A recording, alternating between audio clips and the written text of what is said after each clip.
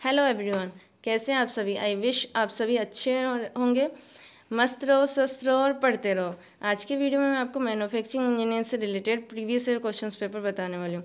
Life is tough but so very beautiful. Life में काफ़ी सारी ऐसी सर्कमटेंसेस होती है जो हमारे अकॉर्डिंग प्लान नहीं होती, हम कभी इसकी प्लानिंग नहीं करते। जैसे अभी के कोविड पेंडेमिक की ड्यूरिंग चल रहा है फेज, आप में से काफ़ी सारे स्टूडेंट्स जो होंगे वो होपलेस फील कर रहे होंगे या फिर थोड़े डल से हो गए होंगे, आलसी से हो गए होंगे। उनका कोई रूटीन इतना शेड्यूल मतलब फिक्स नहीं हो रहा होगा। बट क्या होता है कि जो अनप्लान सिचुएशंस होती है ना, ऐसी सर्कमस्टेंसेस, वो हमें कुछ सिखा के जाती है। लाइफ का ये वो सबसे ज़्यादा इंपॉर्टेंट पार्ट होता है जो हमारे अंदर से जो कुछ नई स्किल्स डेवलप करता है। तो इसलिए तो कहा गया life is tough but so very beautiful. Continue करते हैं हमारा वीडियो। पहला क्वेश्चन है, electrical switches made of thermoset material are produced by. Option है, option A compressible moulding, option B transfer moulding, option C injection moulding and option D vacuum moulding. Correct option हो जाएगा option number A compressible moulding. Question number second, which one is not a method of reducing cutting forces to prevent the overloading of press. जब भी ऐसे question आए ना तो पहले उन्हें दोबारा पढ़ लेना। विच one is not a method, इनमें से ऐसा कौन सा मेथड नहीं है जिसके थ्रू आप क्या करते हो, कटिंग फोर्सेस को रिड्यूस कर सकते हो। अब ऑप्शन है, option A providing shear on die, option B providing shear on punch, option C increasing the clearance and option D stepping punches. Correct option हो जाएगा option number C increasing the clearance. आप clearance को चाहे increase कर दो या decrease कर दो, उनका कटिंग फोर्सेस पे कोई इम्पैक्ट नहीं पड़ता। Question number third, in hot die forging, thin layer of material all around the forging is. Options है, option A gutter space which fills up hot gases, option B flash, the width of it is an indicator of the pressure developed in the cavity, option C coining which indicates the quality of the forging, and option D cavity which is filled with hot impurities in the material. Correct option हो जाएगा option number B flash, the width of it is in indicator of the pressure developed in the cavity. And second thing, gutter क्यों provide करवाते हैं? Die forging के case में जब extra material मतलब excess material हमें देना होता है या फिर एक्सेस मटेरियल को डिपॉजिट करना होता है तो वो कहाँ पे डिपॉजिट हो जाता है? गटर के अंदर। नेक्स्ट क्वेश्चन है question number fourth, the maximum possible draft in rolling which is the difference between initial and final thickness of the sheet metal depends on. Maximum possible draft की numerical value क्या होती है? Delta H maximum equal होता है mu square are के, जहाँ पे mu होता है coefficient of friction and capital जो आर है वो रोल रेडियस होता है। तो या तो वो कोफिशिएंट ऑफ फ्रिक्शन पे डिपेंड करेगा या फिर वो रोल रेडियस, इन दोनों ही फैक्टर पे वो डिपेंड करता है। यहाँ पे ऑप्शंस देख लेते हैं। ऑप्शन है rolling force, option B roll radius, option C roll with and option D है yield shear stress of the material. Correct option हो जाएगा option number B roll radius. Question number 5, the value of true strain produced in compressive a cylinder to half its original length is. Question में पूछा गया true strain की वैल्यू। True strain equal होता है log ई L2 bye L1, मतलब L2 क्या होता है after the process and L1 क्या होता है इनिशियल लेंथ। यहाँ पे गिवन है कि कंप्रेस कर दिया है, सिलेंडर की लेंथ को हाफ कर दिया, ओरिजिनल लेंथ के हाफ कर दिया। तो फॉर्मूले में वैल्यू पुट करेंगे log E of L/2 upon में L, मतलब log ई की वैल्यू हो जाएगी हाफ में, क्या होगा माइनस का 0.69। करेक्ट ऑप्शन हो जाएगा ऑप्शन नंबर बी। अब क्वेश्चंस में कई बार न्यूमेरिकल्स भी दे देते हैं और कई बच्चे क्या करते हैं उस क्वेश्चंस को स्किप कर देते हैं, लेकिन जब आप क्वेश्चंस पढ़ोगे ना तो न्यूमेरिकल बहुत सिंपल होते हैं। अगर आप डायरेक्ट उसे फॉर्मूला लगाओगे ना तो वो वहाँ पे कैलकुलेशन ईजी हो भी जाएगी। ठीक है, करेक्ट इसका ऑप्शन हो गया B. Question number 6, A 300 mm thick slab is being cold rolled using roll of 600 mm diameter. If the coefficient of friction is 0.08, the maximum possible reduction in mm is. अब हमें question में सारी values given है और हमसे पूछा गया है मैक्सिमम पॉसिबल रिडक्शन। इसकी वैल्यू होती है डेल्टा एच मैक्सिमम इक्वल होता है म्यू स्क्वायर आर के। म्यू की वैल्यू गिवन है क्वेश्चन में 0.08 एंड कैपिटल आर की वैल्यू कहाँ से फाइंड आउट करोगे? डाया गिवन है, हाफ कर दो डायमीटर को, रेडियस आ जाएगी, तो यहाँ पे वैल्यूज़ पुट कर दो, आपका आ जाएगा result 1.92 mm। Question number 7, Two plates of the same metal having equal thickness are to be butt welded with electric arc. When the plate thickness changes, welding is achieved by, जब plate की thickness change हो जाएगी तो welding कैसे होगी? Adjusting the current. Correct option हो जाएगा option number A. Question number 8. Two 1 mm thick steel sheets are to be spot welded at a current of 5000 ampere. Assuming effective resistance to be 200 microohms and current flow time of 0.2 second, heat generated during the process will be. हम सभी जानते हैं heat generation का formula क्या होता है? I²RT. अब यहाँ पे स्टूडेंट्स गलती क्या करते हैं? क्वेश्चन में गिवन है कि 2 1 mm थिक स्टील, यहीं पे वो क्या करेंगे कि जो I²RT है उसको ट्वाइस कर देंगे. वो ये सोचेंगे कि 2 शीट को हम लोग वेल्डिंग कर रहे हैं तो वो इस हीट जनरेशन को ट्वाइस कर देंगे. ये गलती आपको नहीं करनी है. I की वैल्यू गिवन है 5000 एम्पियर, आर की वैल्यू गिवन है 200 माइक्रोओम्स, मतलब 200 multiply with 10⁻⁻�6 and T time है 0.2 सेकेंड. वो जो जितनी भी वैल्यू है फॉर्मूले में पुट करेंगे, यहाँ पे आंसर आ जाएगा option number D 1000 joule.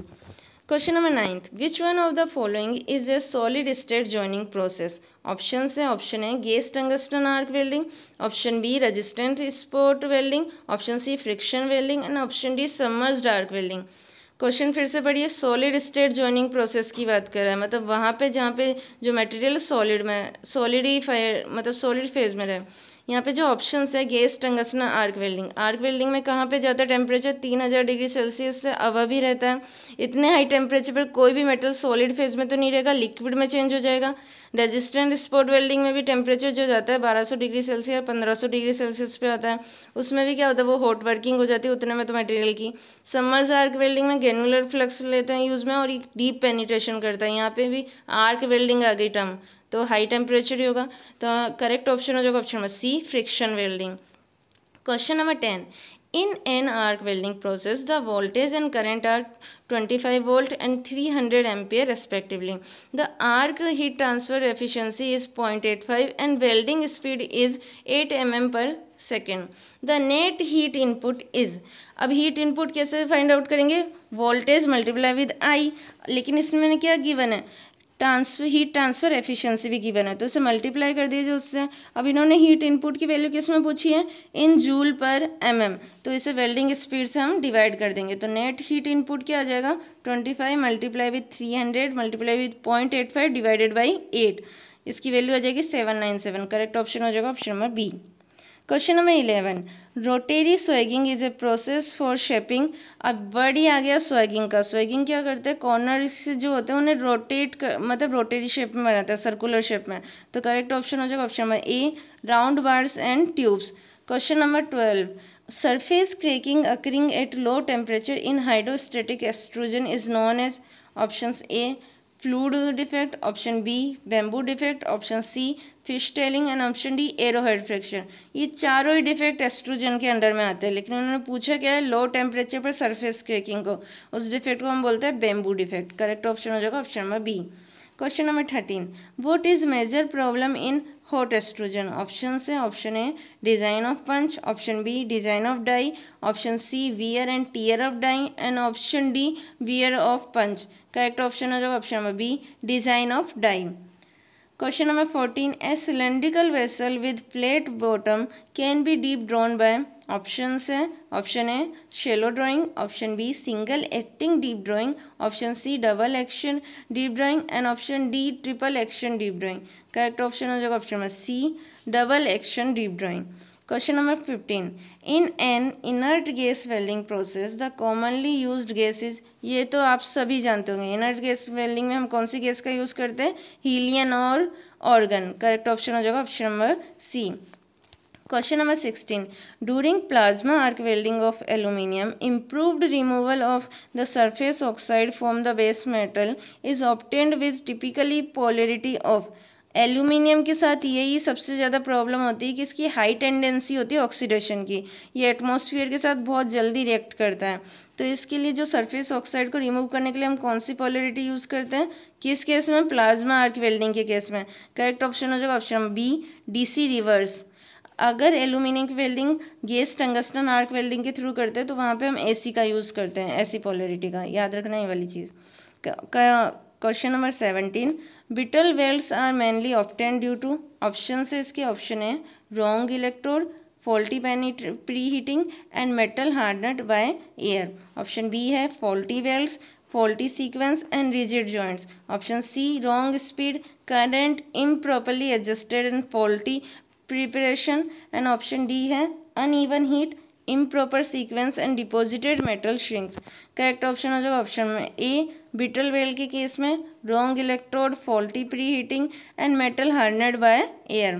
Question number 18, the advantage of the welding process is, option है it relieve the joints from residual stress, एकदम वाइस वर्सा होता है, इसके थ्रू तो रेजिडुअल स्ट्रेस और प्रोड्यूस हो जाते हैं। Option B, it helps in checking of distortion of work piece, welding inspection के काम तो नहीं आता, ये वाला ऑप्शन भी इनकरेक्ट है। Option C, large number of metal and alloys both similar and dissimilar can be joint, हाँ ये वाला करेक्ट है कि हम वेल्डिंग के थ्रू ग्लास को मेटल से जॉइन कर सकते हैं, मतलब सिमिलर और डिसिमिलर मटेरियल्स की जॉइनिंग हो जाती है। अल्ट्रासोनिक वेल्डिंग में यही तो करते हैं, डिसिमिलर मटेरियल्स की भी जॉइनिंग करते हैं। एंड ऑप्शन डी है heat produced during the welding does not produce metallurgical changes, ये तो सरासर गलत है। वेल्डिंग के अंदर इतनी हाई हीट जनरेट, इतनी हाई टेम्परेचर पे होती है 3000 से 4000 डिग्री सेल्सियस, या फिर ये मैक्सिमम जा सकती है 10,000 डिग्री सेल्सियस तक। तो उतने में क्या होता है कि मेटल की हॉट वर्किंग कंप्लीट हो जाती है। मेटल का जो इतने हाई टेम्परेचर पर लिक्विड में चेंज होकर फिर जैसे जैसे वो सॉलिडिफाई होता है उसके अंदर मेटलर्जिकल चेंजेस होते हैं, उसका एटॉमिक स्ट्रक्चर चेंज हो जाता है, FCC से BCC या BCC से SCP हो जाएगा। तो यहाँ पे करेक्ट ऑप्शन हो जाएगा ऑप्शन सी। वेल्डिंग का सबसे बड़ा एडवांटेज है कि आप इसके थ्रू सिमिलर और डिसिमिलर मटेरियल की जॉइनिंग कर सकते हैं। Question number 19, in solid state welding the contamination layers between the surface और to be welded are removed by. Question में क्या कह रहा है कि सॉलिड स्टेट वेल्डिंग में आप जो सरफेस के ऊपर कंटामिनेशन लेयर्स जम जाती है, डिपॉजिट हो जाती है, उसको कैसे रिमूव करते हैं। ऑप्शन ए है अल्कोहल, ऑप्शन बी है plastic deformation, option C water jet and option D है सैंड ब्लास्टिंग। करेक्ट ऑप्शन हो जाएगा ऑप्शन बी, प्लास्टिक डिफॉर्मेशन, मतलब हैमर के थ्रू से रिमूव करते हैं। Question number 20, under optimal conditions of the process the temperature experienced by a copper workpiece in fusion welding, brazing and soldering are saturated।